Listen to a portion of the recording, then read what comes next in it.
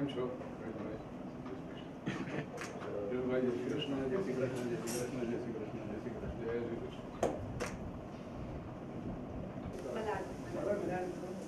And she is a very good author. Kashmir के ऊपर इतना रिसर्च है ना.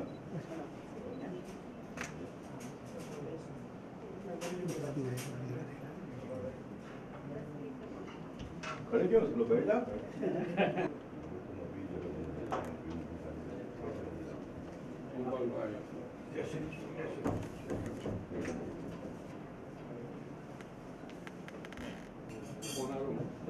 ગુજરાતમાં ફૂલ કેટલા વાગે આવવાનું તો મેં કીધું 11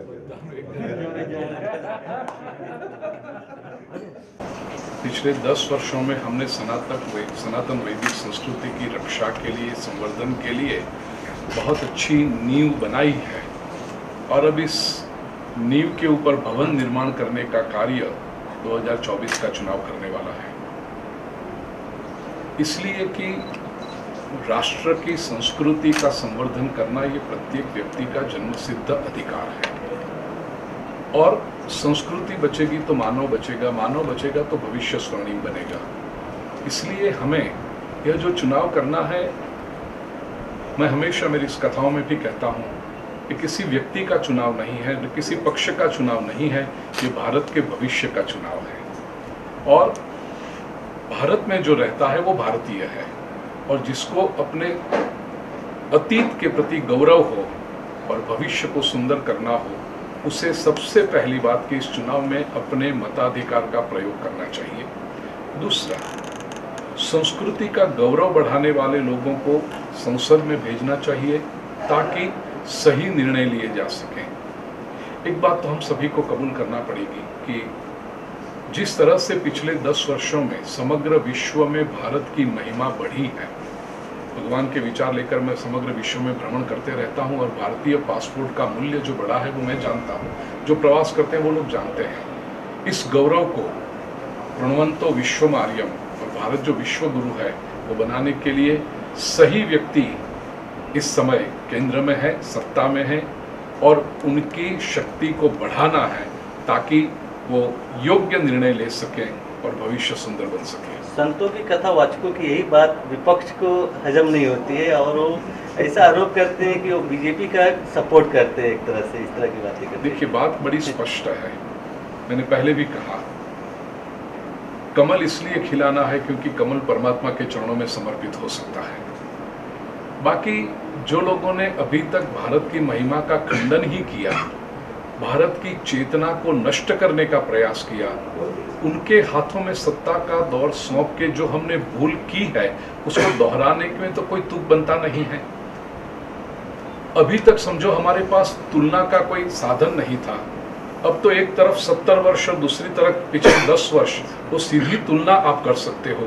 जिस तरह से पूरे भारत में इंफ्रास्ट्रक्चर बढ़ा है, विश्व में जिस तरह से भारत की प्रतिष्ठा बढ़ी है, भारत को देखने के लिए लोगों का जो सम्मान बढ़ा है, भारत आने वाले लोगों की संख्या बढ़ी है, तो ये सब देखते हुए बात अभी बहुत स्पष्ट हो गई है.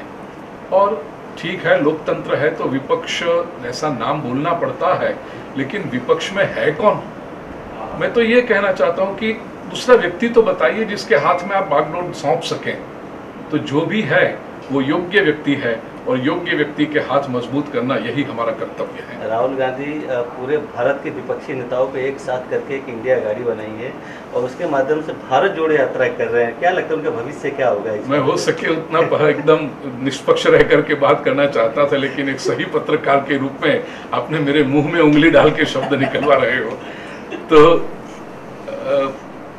सब लोगों को अपने अपने तरीके से सोचने का अधिकार दिया है अपने संविधान ने, लेकिन जो व्यक्ति अपना जीवन नहीं संभाल पाता, अपना पक्ष नहीं संभाल पाता, वो राष्ट्र को क्या संभालेगा?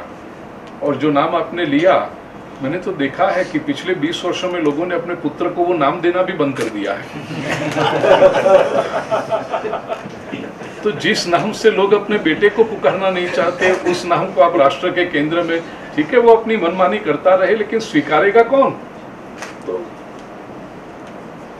एक ही पक्ष है और वही भारतीय संस्कृति का संवर्धन कर सकते हैं. राष्ट्र की अस्मिता का गौरव और जागृत कर सकते हैं। और इसलिए बहुत सोच समझकर प्रिय दर्शकों, हमें अपने मताधिकार का, और ये बात मैं फिर से कहूँगा, कई बार हम सोचते हैं सब लोग जाके मत देने वाले हैं ना, हम एक नहीं जाएंगे तो क्या फर्क पड़ेगा। लोकतंत्र में एक मत से भी बहुत फर्क पड़ता है। मुझे याद है 2014 के चुनाव में हमारे आदरणीय गोपाल भाई शेट्टी के साथ में मत देने के लिए मैं गया था, और वो फोटो भी तो आई थी कि हम साथ में केंद्र में वो जब घूम रहे थे उस समय आए थे। तो मताधिकार अवश्य करें, सही व्यक्ति को चुनें और कमल भारत माता के चरणों में समर्पित करें। नमस्कार। कैसे हैं? बस बहुत अच्छा। आप कैसे हैं? आपका तो स्माइल देख के कोई भी आनंद में हो जाएगा। Keeping good health? Very good. So nice. And lot of travel? As usual? Yes, as usual. No, As always. about that. As always. आइए पूजा कर लेते हैं पहले आपसे। प्रिय स्वजनों, हम सभी की ओर से कल और आज अभी तक आदरणीय गोपाल भाई ने बहुत सुंदर अपने विस्तार की सेवा की है, काम बहुत अच्छे लोगों के किए, हम सब जानते हैं। और भविष्य अपना आदरणीय पीयूष जी, उनको परमात्मा बहुत शक्ति दे कि बहुत प्रगति हो। मंत्रार्थ सफला संतो पूर्णा संतो मनोरथः शत्रुणां बुद्धिनाशोस्तु मित्राणाम् उदयस्तव। स्वस्ति स्तुया विनाशाख्या धर्म कल्याण वृद्धिदा विनायक प्रिया नित्यं तांच स्वस्तिं ब्रुवन्तु नः।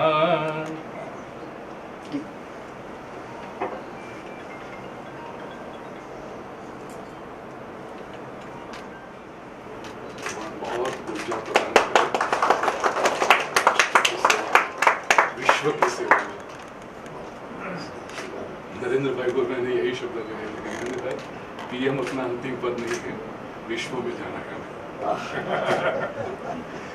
सीएम थे तब मैं कहता था दिल्ली इतने आत्मीय संबंध, just a phone call. 40 years of dedication. Dedication total. Party for the people. केवल फोन करूं और गुरुजी आ जाता हूं, बस इतना। किसी को भी कोई काम हो,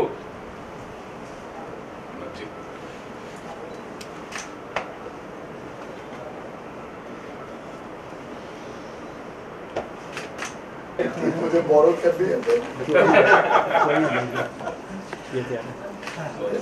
ब्यूटीफुल।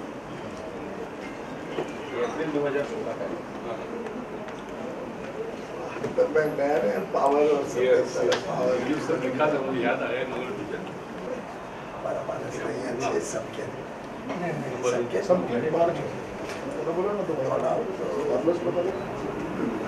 नमस्कार। यहाँ पर हम सब इकट्ठे हुए हैं। हिंदी में ही बोलूँ? बस यहाँ हमारे कार्यक्षम हमारे सांसद गोपाल शेट्टी जी हमें संबोधन करेंगे। संबोधन जैसा कुछ है नहीं, सब अपने घर के लोग मिले ऐसा लग रहा है। पीयूष भाई है, गुरुजी है, तो सिर्फ थोड़ा सा अपने उद्बोधन करेंगे और हम सब जानते हैं वही हमारी दिल की बात वो कहेंगे। पूज्य भूपेंद्र भाई, हम सबके आने वाले दिनों में होने वाले सांसद और वर्तमान सांसद मंत्री पीयूष गोयल जी, उपस्थित सभी जागरूक मतदाता भाइयों बहन, पीयूष गोयल जी ने उनका आधा परिचय तो दे ही दिया अभी आप लोगों को डायरेक्शन टॉक में, लेकिन एक बहुत लंबा पारिवारिक नाता पार्टी के साथ और जनमानस के साथ में रहा है। पीयूष गोयल जी के पिताजी मुकुंद नारायण स्टेज में बहुत बड़े पद पर काम करते थे। उस समय पर मैं सभी को कहता हूँ कि जनसंघ के पास 2 लोगों के पास गाड़ियाँ होती थी, तो उसमें से पीयूष गोयल जी के पिताजी और एक जमतपाल वाधवानी, और दिल्ली के जो भी नेता आते थे उनको एयरपोर्ट से लेना, फिर वापस एयरपोर्ट तक छोड़ना। यानी पार्टी को खड़ा करने वाले परिवार में ये परिवार का नाम आता है। और पीयूष गोयल जी कोई पॉलिटिकल सिस्टम में या तो इलेक्टेड रिप्रेजेंटेटिव सिस्टम में नए तो 18 साल तो जनप्रतिनिधि के नाते काम कर ही रहे, एक सफल मंत्री के नाते काम कर रहे, सफल मंत्री के नाते बहुत सारे लोग काम कर रहे, लेकिन पीयूष जी मोदी जी के एकदम करीब है एकदम करीब है। और ऐसे व्यक्ति का चाहे उत्तर मुंबई के लिए होना, ये मैं मानता हूँ कि उत्तर मुंबई का भाग्य हो सकता है आने वाले दिनों में, उसका परिचय हम सब लोगों को होगा। क्योंकि हर एक का समय समय पर बदलाव ये आवश्यक होता है। रामनाथ जी का काम आपने देखा, हेमेंद्र भाई का काम बोलने के लोगों ने देखा, मेरा एक अलग ढंग का काम देखा, लेकिन मुझे लगता है कि अभी देश एक अलग मोड़ पर पहुंच रहा है और ऐसे समय पर जो आवश्यकता है भारत देश के बच्चों के लिए और खास करके उत्तर मुंबई के टीनेजर्स के लोगों के लिए भी, तो उसको फुलफिल करने के लिए भी उसी प्रकार की चयन की आवश्यकता होती है ऐसा मैं मानता हूँ। और मैं मानता कि सही समय पर सही व्यक्ति का चयन हुआ है। और हम सबका तो 400 पार वगैरह तो सब वो मोदी जी और पूरे देश के लोग करेंगे। हमारे लिए एक ही टारगेट है कि जो पिछले 2 बार में हमने जो रिकॉर्ड मेंटेन किया महाराष्ट्र में 1 नंबर के वोट का, उसको हमको इस बार भी मेंटेन करना। मोदी जी स्वयं कहेंगे, मोदी जी को मानने वाले सारे लोग कहेंगे कि मोदी जी ने हैट्रिक किया, लेकिन उत्तर मुंबई के लोगों को भी कहने का मौका मिलना चाहिए कि हमने हैट्रिक भी किया और हमने एक यही भावना मैं आप सबके सामने व्यक्त करना चाहता हूँ। फिर एक बार आप सबकी ओर से, उत्तर मुंबई के नगरजनों की ओर से, मतदाताओं की ओर से मैं पीयूष गोयल जी को बहुत सारे शुभेच्छा होली के अवसर पर एक पवित्र जगह पर दे रहा हूँ। बहुत धन्यवाद।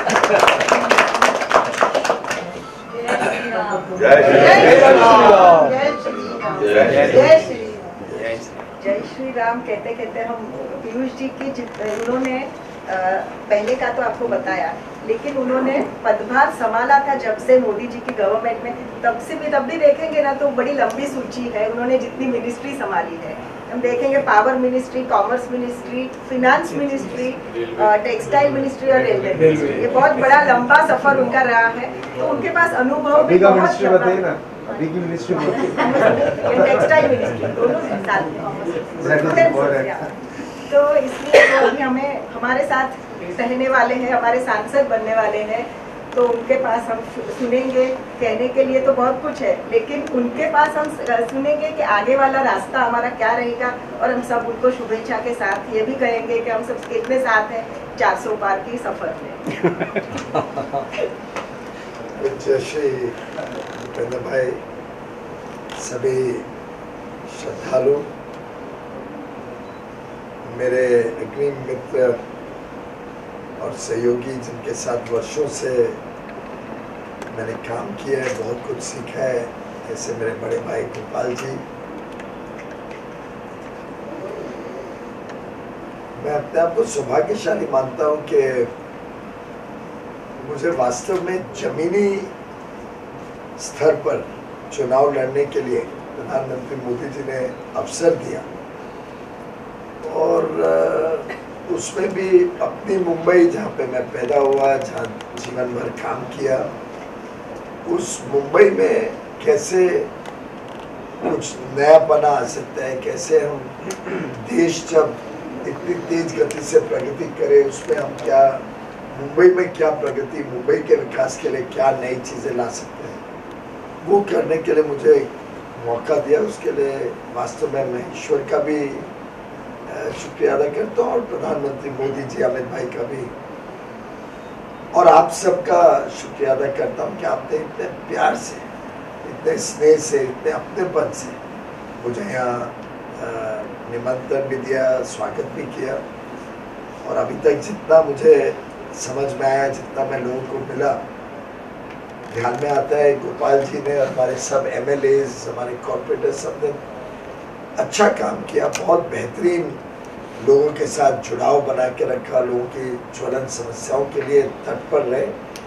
और मैं भी विश्वास दिलाना चाहता हूँ कि वो सिलसिला पूरी तरीके से अच्छा और कायम रहेगा, सिस्टमैटिक चलेगा। इनका मार्गदर्शन भी हमें पूरा रहेगा, मिलके इस क्षेत्र में कैसे हम और एक नेक्स्ट लेवल पे जा सकते हैं, उस पर हम सब चिंता करेंगे। देश को जो संवारने में मोदी जी ने 10 वर्ष दिन रात एक किए, उससे तो हम सब अवगत हैं।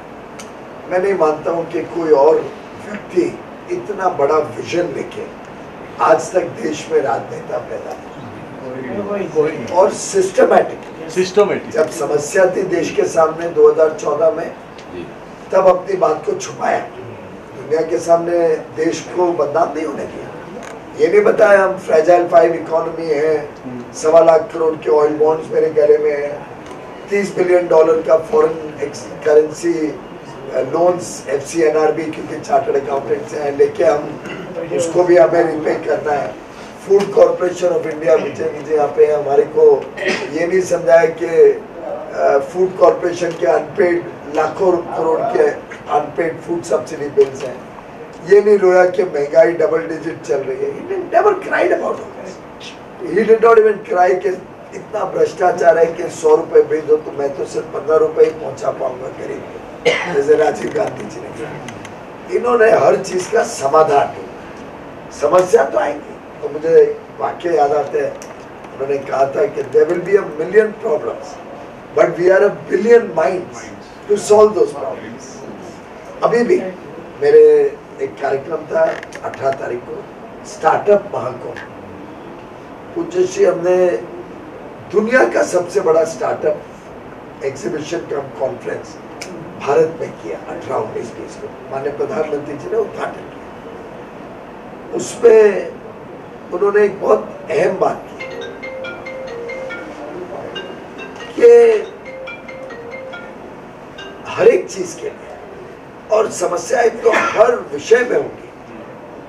माफ करिएगा पूज्यश्री, पर मैं तो कहूंगा आपको भी कभी ध्यान में आएगा कि शायद हम और अभी नया एलिमेंट क्या कर सकते हैं कथा का।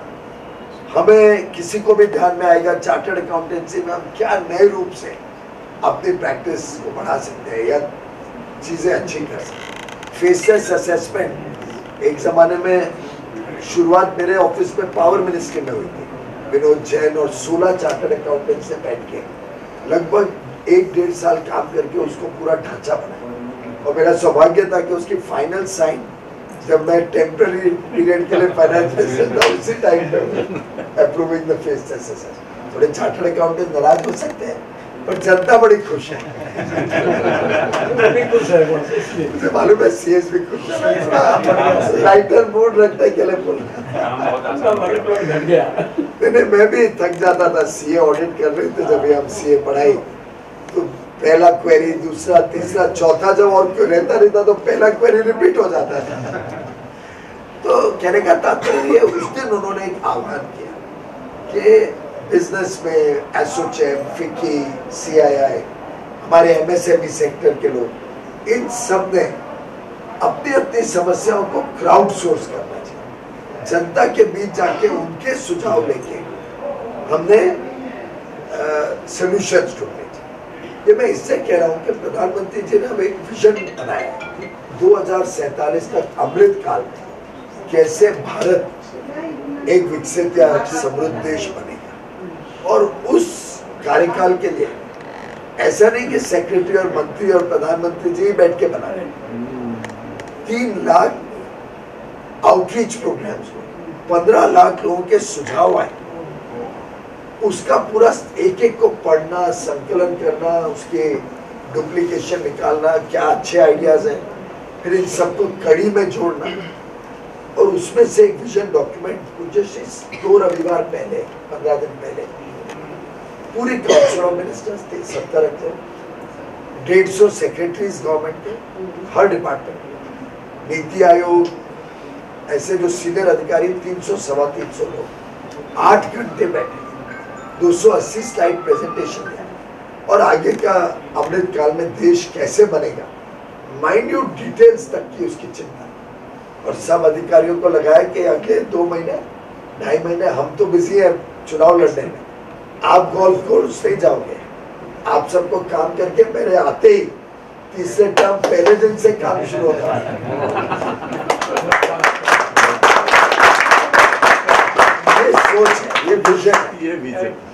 और विजन में जनता को जोड़ के विजन बनाए।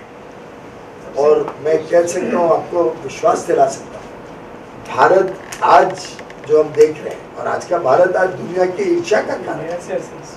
आप भारत का पासपोर्ट लेके हम किधर जाए तो लोग इज्जत से देखते हैं, ऐसे नहीं कि 10 साल पहले की तरह के क्या है बनाना रिपब्लिक से आए जैसे। आज जब इज्जत से देखते हैं तो हमको भी गर्व होता है। आज 3 करोड़ भारतवासी दुनिया भर में रहते हैं, उनको सिक्योरिटी है, सेफ्टी है। My motherland is always there. कुछ भी हो जाए मुझे समस्या, भारत खड़ा है। और चाहे यमन हो, यूक्रेन हो, हाइटी हो, जिधर से भी, चाहे युद्ध के अंदर जाके यूक्रेन के बच्चों को निकाल कर आए। Forest reserve is also 700 billion, 636 billion plus. हम जब आए थे 294 बिलियन था। 30 बिलियन तो उन्होंने बोरो किया था टेम्परेरी FCNR में, बहुत महंगे डॉलर रेंज में। आज 636 and continuously grow. We are the most stable currency amongst emerging market. Interest rates were the lowest in Modi जिस टाइम। वॉर के बाद थोड़ा बढ़ा, वापस घटना शुरू हुआ।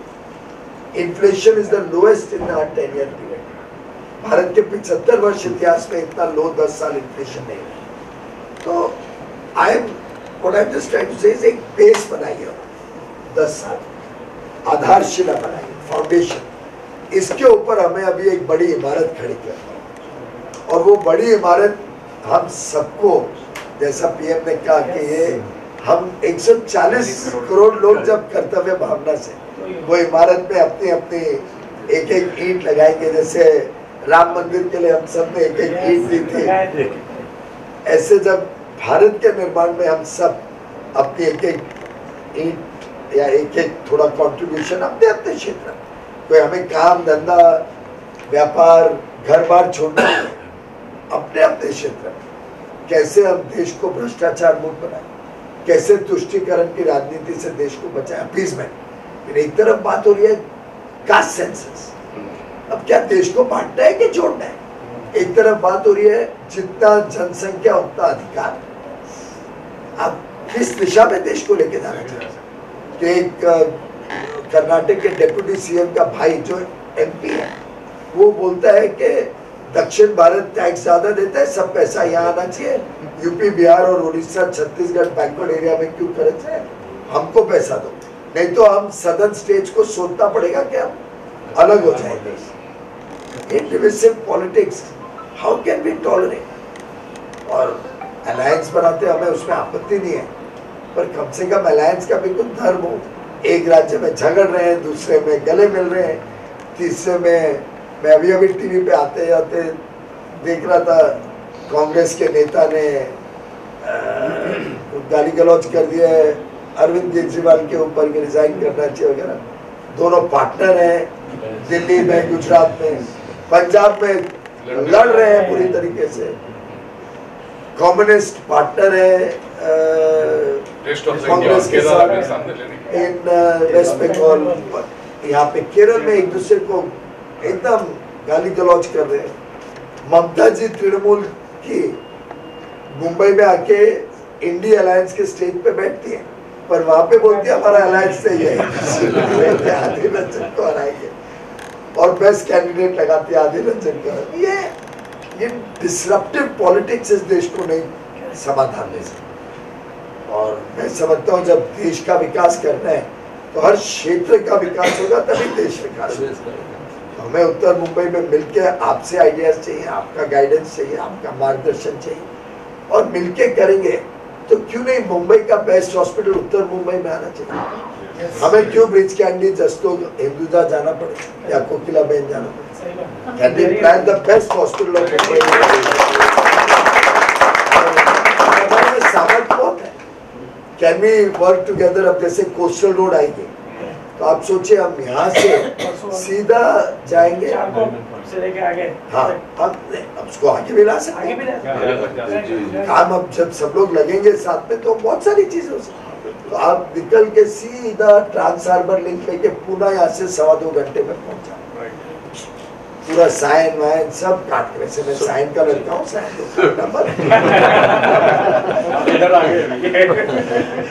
तो वो सीट हमारे पार्टनर राहुल शेवाले उनका गट नेता है शिवसेना का। अब मुंबई कर तो मुंबई कर होता है। आई डोंट थिंक हम अपने आप को डिवाइड करते हैं। मैं किधर भी रहूं मुंबई में, वैसे तो अभी यहाँ आना पड़ेगा, 4-6 दिन में एक फ्लैट रेंट पे लिया इधर आ जाऊंगा। ये है ना मैं बहुत कम रहता हूँ यहाँ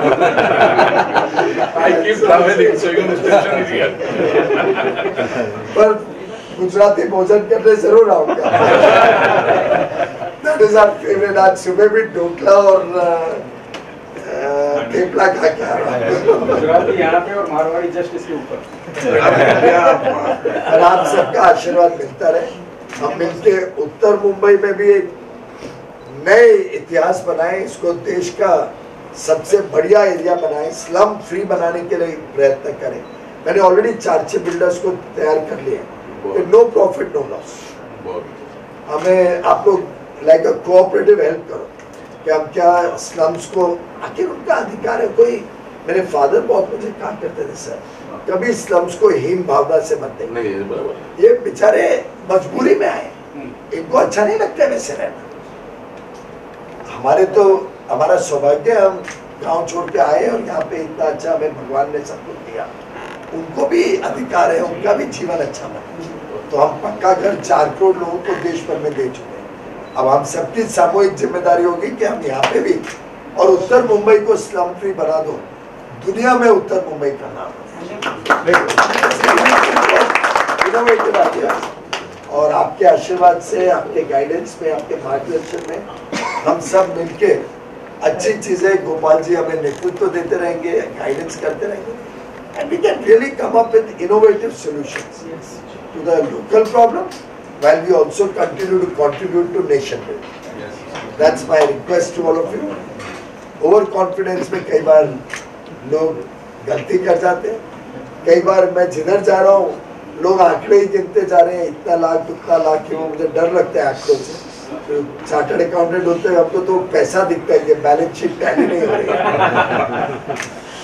मेरा तो अनुरोध यही रहेगा कि ओवर कॉन्फिडेंस से हटके एक वोट महत्वपूर्ण है।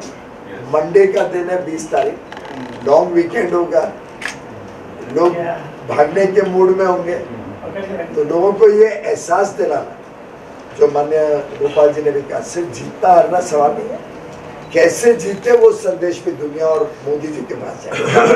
मोदी जी ने अगर भेजा यहाँ पे तो शायद कुछ सोच समझ के भेजा होगा और कुछ उनकी भी अपेक्षा हम सबसे होगी, तो वो अपेक्षा भी हम खरी उतारें, ये आप सबसे अनुरोध है। माइक्रो मैनेजमेंट करना पड़ेगा, लोगों से संपर्क इंडिविजुअल लेवल पे करके we will have to create that impact in our areas, in our communities, amongst our people, and problem solve करना तो दायित्व होगा ही मेरा, और हम सब मिलकर आपके साथ पूरे समय तक पर रहेंगे, ये मैं आपको विश्वास जिसका कोई हिसाब बहुत जबरदस्त।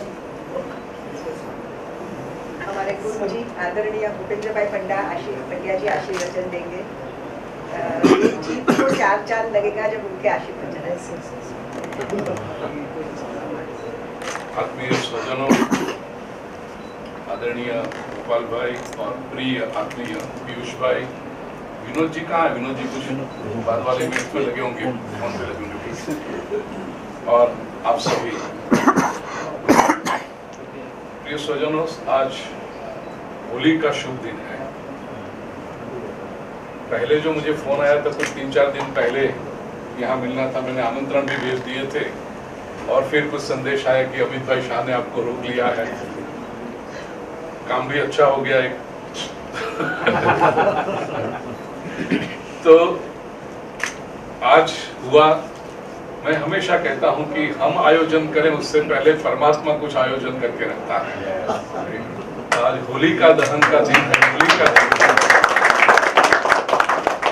होली जो उत्सव है वो हमारे शास्त्रों के अनुसार बुराई के ऊपर भलाई की जीत का संदेश देती है।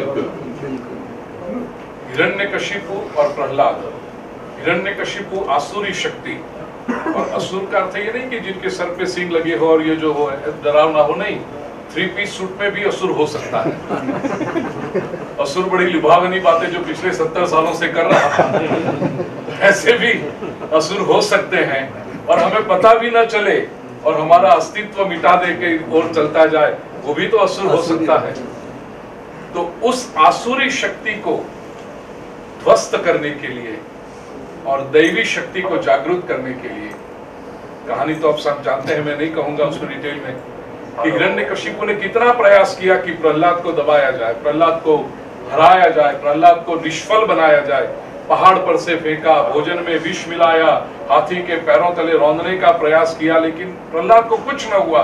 वो सारी चैलेंजेस को एक्सेप्ट करते हुए उसमें से he didn't become the victim of the situation, he came out of the as a victor of the situation। तो विक्टिम न बनते हुए विक्टर बन के बाहर आना, जैसे पीयूष जी ने बताया और मेरे आत्मीय मेरे प्रिय नरेंद्र भाई आप सब जानते हैं, वर्षों से उनके साथ संबंध रहा, अमित भाई के साथ संबंध रहा, तो वो भी हमेशा कहते हैं कि लोग मेरे सामने जो पत्थर फेंकते हैं मैं उसकी सीढ़ी बना करके ऊपर चढ़ते जाता हूँ। तो मेरे सामने जो पत्थर फेंक उनका मैं विकास करता हूं। ऐसे प्रहलाद के सामने जो समस्याएं आई उसने उसमें से आगे बढ़ता गया उस हद तक कि हिरण्यकशिपु डर गया। अपने सारे उस समय के जो शत्रु माने जाते थे उन सभी को एकत्र करके वो प्रहलाद को मारने के लिए आया। अभी जो पीयूष जी ने बात की ना अलायंस वाला, वो सारे शत्रु वो भी एक साथ में अंतिम प्रयास कर रहे हैं कि कुछ ना कुछ हो जाए। लेकिन पीयूष जी आज होली का दिन है, हिरण्यकशिपु ध्वस्त होके रहेगा और अंतिम जो उसने प्रयास किया कि हिरण्यकशिपु को पता था उसकी बहन है होलिका और जिसको वरदान है कि अग्नि उसे जला नहीं सकती। होलिका की गोद में प्रहलाद को बिठाया और आग लगाई। बहुत सुंदर भजन है कि प्रबल प्रेम के पाले पड़कर प्रभु को बदलते देखा, अपना मान तले टल जाए भक्त का मान न टलते देखा। नियम था, ऐसे वरदान दिया था होलिका को, फिर भी वो बदल दिया और जब आग लगाई गई होलिका जल के राख हो गई। प्रहलाद हंसते हुए बाहर आया। तब प्रभावी विचारधारा ने, राष्ट्र प्रेमी विचारधारा ने, संस्कृति का गौरव करने वाली विचारधारा ने इसको उत्सव मनाया जो दुलहटी हम कल मनाने वाले हैं। तो आज हम यहाँ पर संकल्प लें। और अभी जो टीवी पे बाइट पे भी आपने सुना, मैंने यही कहा कि लोगों ने अपने बेटे का नाम रखना बंद कर दिया पिछले 20 वर्षों से। ऐसा व्यक्ति यदि प्रधानमंत्री बनने का सपना देखता रहे, उसको ध्वस्त करके हमें संपूर्ण विकास, जो पहले हमने गुजरात में देखा, पीयूष जी हर धनतेरस की रात को फोन आता था 7 से 7:30 के बीच में नरेंद्र भाई का कि गुरुजी आशीर्वाद दीजिए।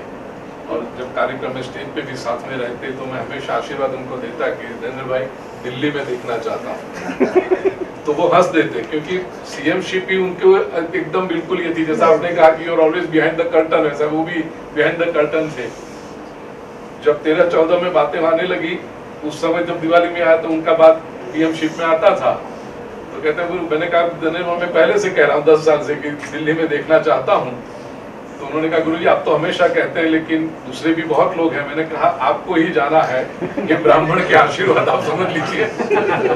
और उस समय मैंने कहा था योगानुयोग ऐसा है कि उनका वडनगर और मेरा गांव सुंडिया केवल 2 माइल की दूरी पर। तो मैंने कहा कि नरेंद्र भाई वडनगर और सुंडिया के जो रिलेशन है वो मुंबई और दिल्ली के बने, ऐसा मैं चाहता हूँ। बड़े खुश हुए। और जब प्रधानमंत्री बने तब मैंने पत्र उनको लिखा कि ये प्रधानमंत्री पद भी अंतिम लक्ष्य नहीं है, हमें विश्व में जाना है। विश्व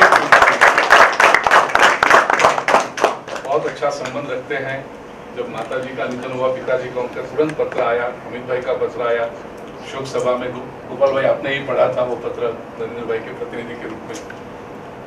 तो पीयूष जी आपको भी मैं यहाँ शुभकामना व्यक्त करता हूँ आज के पवित्र दिन कि उत्तर मुंबई के प्रतिनिधि तो आप बन गए, उसमें तो कोई संशय है नहीं। हमारी कॉन्स्टिट्यूएंसी ऐसी है कि हम तो कमल खिलाने में ही मानते हैं, तो वो तो हो गया। बहुत अच्छे गोपाल भाई ने जो कहा है कि हम अधिक से अधिक वोटों से, ताकि वो संदेश भी विश्व में जाना चाहिए कि उत्तर मुंबई जैसे कमल खिलाती है ऐसे कम लोग खिलाते हैं।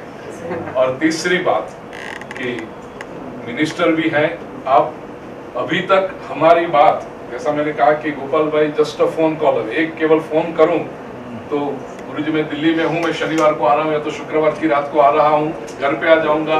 एक दो बार तो ऐसा हुआ कि एयरपोर्ट से घर जाते समय गोपाल भाई यहाँ आए, और कुछ बिल्डिंग के, मेरे तो निजी काम बहुत कम रहते हैं, यहाँ बिल्डिंग के, लोकालिटी के कुछ काम रहते हैं, लोगों की कुछ सेवा के काम रहते हैं, तो तुरंत वो एक बार उनको सौंप दिया कि फिर हो जाता है, मेरे सर पे बोझ उतर जाता है। तो ऐसा ही पीयूष जी के साथ भी रहेगा। और गोपाल भाई हमारा स्वर पार्लियामेंट में रजू करते थे, जैसा बहना माधवी ने बताया कि पीयूष भाई हमारा स्वर सीधा नरेंद्र भाई के कान तक होगा। कैबिनेट में सीधी उत्तर मुंबई की बात होगी, और सीधे तो ये बहुत सुंदर है। आप भी राष्ट्र की सेवा बहुत करते रहे पीयूष जी, परमात्मा को बहुत, और आपके पास तो समय भी बहुत लंबा है, you are still very young, तो बहुत राष्ट्र की सेवा हो, और विश्व के आंगन में भी भारत की संस्कृति को बढ़ावा देने की ऊर्जा और एक जीन्स में है। वेद प्रकाश जी ने जो इतने वर्षों से जनसंघ से लेकर के सेवा के, आनंद भाई ने मुझे बताया ये सब, कि ये सब सेवा की और वो विरासत लेकर आप आए हैं, तो यही आप आगे बढ़ाते रहें। और बहुत बहुत शुभकामना मेरी ओर से, ईश्वर की ओर से, और हम सब उत्तर मुंबई वासियों की ओर से। और मैं आपको निमंत्रण दूं कि ये तो एक पर्सनल मीटिंग हुई, लेकिन गोपाल भाई ने नीचे एक गार्डन है, माँ के माता जी के नाम पे गोमतीबा गार्डन किया है, तो आसपास के बिल्डिंग के सभी लोगों को इतना स्नेह है, एक बार बुलाएंगे सब आ जाएंगे, है ना? सबको। तो एक जनसभा, विनोद जी आपको जब अनुकूल हो, डायरी आप संभालते हैं, विनोद जी को बताइएगा कि जब भी आपको अनुकूल हो, आफ्टर 13 अप्रैल आई इन मुंबई, तो 13 अप्रैल के बाद जब भी आप एक अनुकूल करें तो सब लोगों को इकट्ठा करके आपका संदेश हम लोगों तक पहुंचाएंगे। बोलिए भारत माता की जय, भारत माता की जय। गोपाल भाई ने जो है, मेरे 5 काम थे मेरे, हमारे समरमन रोड के 30 डेज में उसका रिजल्ट लाके दिया, और उसका इनॉग्रेशन विद इन 30 डेज में।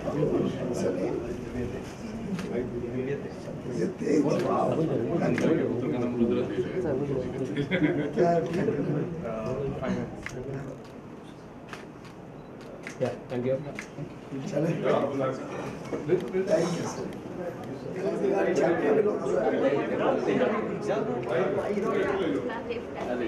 यू।